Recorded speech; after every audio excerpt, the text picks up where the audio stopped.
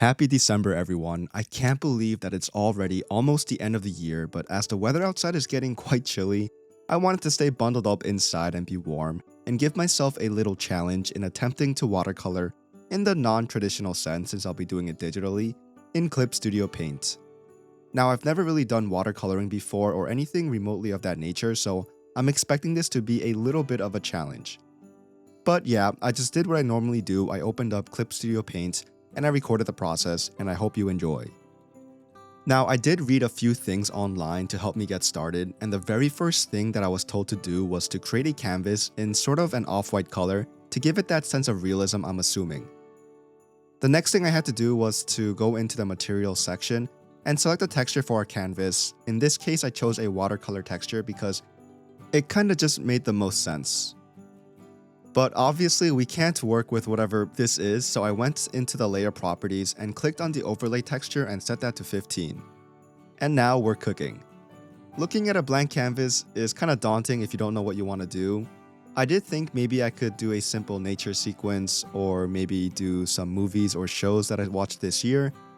Or maybe I can just draw me and my ex-girlfriends, aka my now fiance who I recently proposed to. No more long-term relationship, hello normal term engagement, I guess. But those were all awesome ideas, so I decided what makes an awesome idea even more awesomer. That's to mix it all together as one. So I decided to do just that. In this rough sketch, I drew me and my fiance sitting on a field as we overlooked the sky that's populated with references from shows and movies that we've watched this year. As you can see, we have the Going Merry from One Piece, and this is a series that I've absolutely loved well over the past decade, and I introduced it to my fiance maybe 2 years or so, and we finally are almost all caught up this year, so I had to make sure I added this reference into the drawing. I also have a soft spot for the Going Merry over the Thousand Sunny, which is why I chose that ship over the other. But now that One Piece was fully represented with the second best ship of all time, the first one obviously being my relationship, Oh, brother, this guy stinks! I moved on to Appa. Not only were we super excited for the live action show, which is a different topic altogether. I did make a video on it, check it out if you want to see my thoughts on that show. But doing my remaster series of Avatar The Last Airbender has definitely remastered my love for drawing, and this channel definitely reflects that. I wish I could tell you that I had the rest of the canvas planned out and I had all of these detailed, intricately laid, but that's not the case. Over here, you're going to see all the rejects like Deadpool's head, Elphaba, the Emerald City, and so on and so forth. After beating my head with a stick, I couldn't take it anymore, so I moved on to the inking portion and decided to do what I did best during my college days, and that's to worry about it later. Since I wanted to try to give this picture a bit of a lighter feel, I used the technical pen instead of the normal brush, and I used a gray tone instead of straight black like normal. The inking on the Going Merry was going merrily, and I moved on to the tiny Appa in the sky. Still unsure what to do for this empty space, I figured it was best to mess around with the watercoloring, and I primarily used the soft bleed brush and the wet wash brush. Due to my color blindness and just my lack of color ability, I pulled up an image of the Going Merry to get the colors down, since again, I'm not that good with said colors. Luckily for me, the Going Merry doesn't actually have that many colors going on, so I was able to finish the ship rather quickly. I moved over to the grass and I wasn't really sure how I wanted to do this one, so like I always do, I pushed it for future me to worry about. Besides, the sky was looking so bare that I had to put my attention to that instead. Before moving on to the clouds, I went back to the Going Merry to add a bit more detail and highlights. I then decided to tackle me and my fiance again as well. No, it's not deja vu.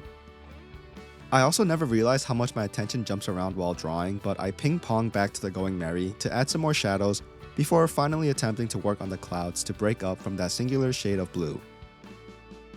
And now that Appa was no longer lonely and he was accompanied by these friendly pieces of condensation, I moved yet again back to the grass down below, and using one of the nature brushes, I was able to add more variety in the shapes and the shades. I was somewhat satisfied with the grass, like 70%. and I knew that I had to give Appa some love and give him some much needed color. And after Appa, it was me and my fiance yet again.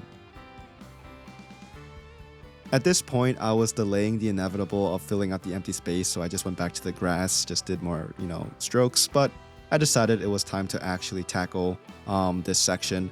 I liked my earlier idea of adding Elphaba since Wicked was the most recent movie that we watched, in theaters at least. If we count watching at home, then Paddington 2 will take the crown, and that movie was actually so much better than I was expecting. It was really cute. I am definitely excited for the third one. Anyways, I drew Elphaba zooming through the sky with a couple of flying monkeys accompanying her. And if you listen closely, you might be able to hear her singing Defying Gravity, but don't listen too closely because I don't have the rights to that song. And to give this piece a bit more color, I added some gradients to the sky to really flesh everything out. I'm nearing the end, but a part of me wasn't really feeling these clouds or these sad excuses for mashed potato, so I redid them and made them look a bit less clumps. I mentioned that Wicked was the last movie we watched together in theaters, but before that we did watch Transformers 1, and I personally loved that movie. So I wanted to add a little homage to that as well. Initially I wanted to add Bumblebee, otherwise known as B127, or Badassatron. because Bumblebee is my favorite Transformer of all time, and I also just really love Keegan-Michael Key. But I didn't really know where to put a full-sized autonomous robot in the sky, so I ended up compromising with a Cybertron showing off in the distance. And it was time to yet again put on your deja vu glasses because I tackled me and my fiance, and for some reason this just ended up being the hardest part of the whole video. I have no idea why. Anyways, this is the final result and I hope you all like it. It's my first time trying something like this and definitely the first time using these watercolor brushes, but I think it turned out pretty okay. The colors are a bit all over the place and I couldn't really figure out the right positioning. Not to mention I did want to add Deadpool and Wolverine since I love that movie, but I just couldn't find any space for those characters. They just couldn't make the cut. And if you thought I was done, well, think again. I mentioned earlier that I recently proposed to my long-term girlfriend, so I wanted to do a very quick sketch of one of the photos that we took during our proposal. I sketched just a few of the many different shots that we took, and I ended up liking the one on the left the most, so that's the one I chose to complete. Compared to the previous drawing, this one was a walk in the park. Anyways, I'm gonna let the time-lapse go on as I finish off this video. I really hope you enjoyed watching me fiddle around with the colors and the brushes. I am getting over a cold, so hopefully my voice isn't too nasally or too annoying. But yeah, I hope you liked the video. I hope you can also subscribe if you want to see more. And most importantly, I hope you have a great and wonderful and I guess water colorful rest of your day. Thank you so much and goodbye.